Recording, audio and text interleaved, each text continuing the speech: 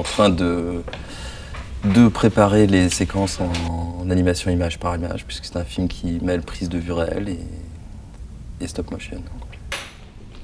Je vais éteindre, ça te va si je t'éteins. Ah ouais, c'est bien ça. Parce que je vais éteindre. On est revenu au cinéma d'antan, quoi. C'est un peu de l'artisanat. J'en ai là aussi, c'est celle de... Il y a ce kit là et il y a celle-là. Et il faut vraiment tout mettre au moment.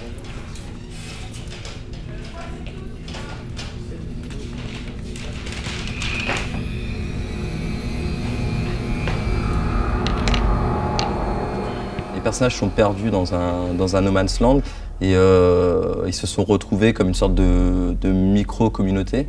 Et ils sont dans cet immeuble, ils se sont retrouvés là et ils vivent ensemble.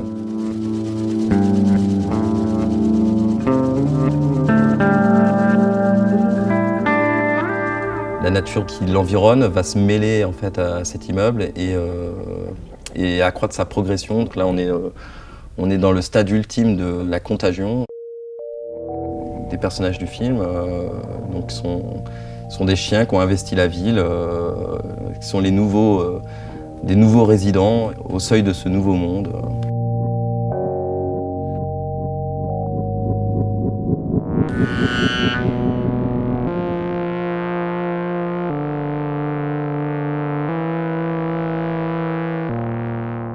Tu vois, quand tu marches, tu fais pas. Tu vois ce que je veux dire? Tu es dans une continuité, quoi. Il fait vraiment les deux pattes en même temps opposées, c'est ça? Ouais. Il fait. Ouais. D'accord.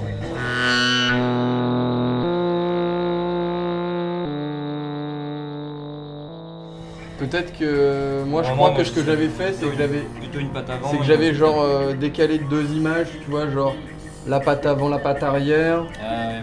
Et quand il touchait, tu sais, il touchait toum, tu sais, un espèce de truc en décalé, ça faisait pas. Ça faisait pas. Ouais, ça faisait. Ça faisait. Ça va. Ce qui donne à mon avis un truc plus. Araignée, quoi. Plus grouillant et moins pâteau, quoi. Mais là, ça marche, hein. On part de quelque chose qui pourrait paraître comme ça posé sur une étagère relativement mort, mais une fois le travail de l'animateur, qui est quasiment un acteur en lui-même, hein, qui doit mimer le personnage, se mettre à sa place. Donc en l'animant image par image, petit à petit, avec un lourd travail, il parvient à donner une personnalité et une âme à cette marionnette. Mais j'ai mimé avant ce que je voulais faire. Donc, elle devait faire des trucs genre... Comme ça. De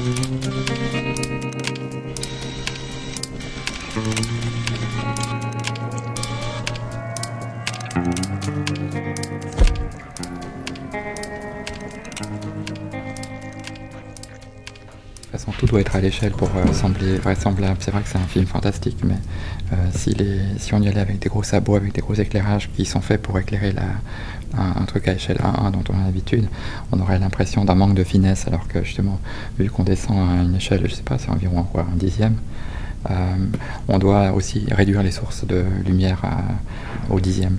Et puis du coup, on utilise des toutes petites sources, des miroirs qui renvoient des toutes petites pointes de lumière dans certains endroits du décor.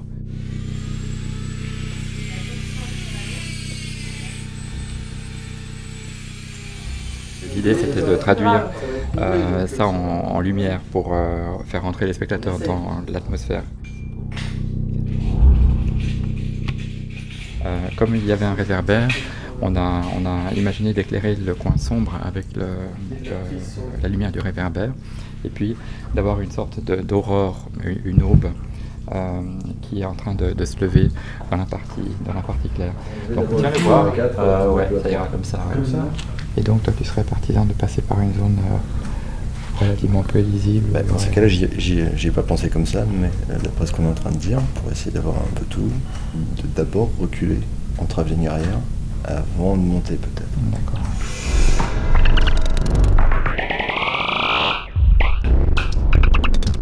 fois que le tournage est fini, c'est la partie post-production où on extrait l'insecte du fond bleu, on l'intègre dans le décor, tout ça, quoi. Donc ça prend du temps, c'est assez fastidieux à faire, mais parce qu'en fait là dans ce plan-là par exemple, on a tourné donc la partie live, la partie sans insectes, et donc après il fallait recréer les lumières, l'environnement lumineux de ce plan, de cet environnement tout simplement, de ce décor. Au niveau du tournage de l'insecte, donc je me suis chargé de ça.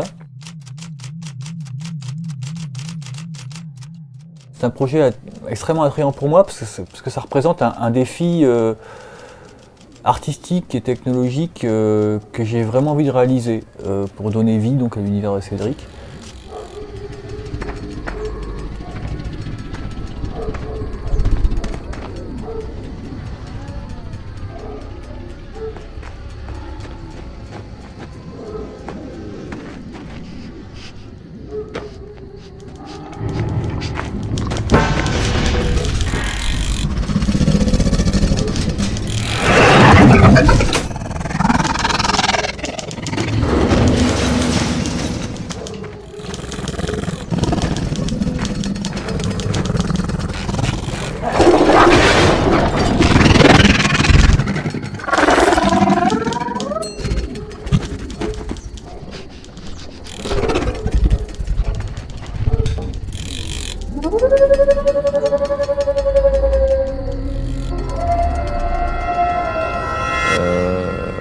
Le film, il n'aurait pas pu se faire sans une rencontre.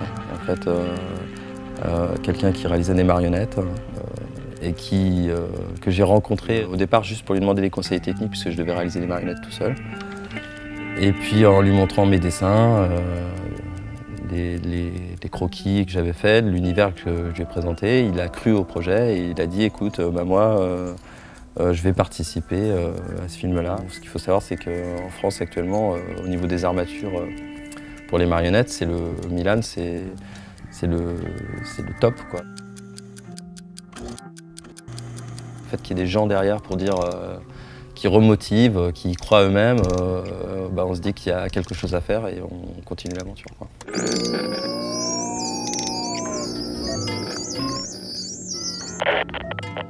J'espère qu'on va réussir à raconter cette histoire, parce qu'avant tout, c'est raconter une histoire. Et donc, que cette histoire va toucher beaucoup de monde, par les techniques qu'on a utilisées, mais aussi par ce qu'on y raconte, parce que ça peut évoquer chez les gens. Voilà, j'espère que ça va toucher les gens. Voilà.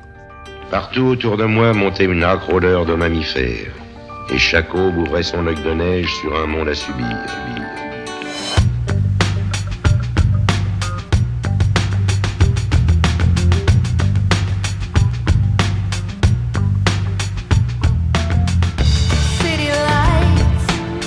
Sur un monde à subir.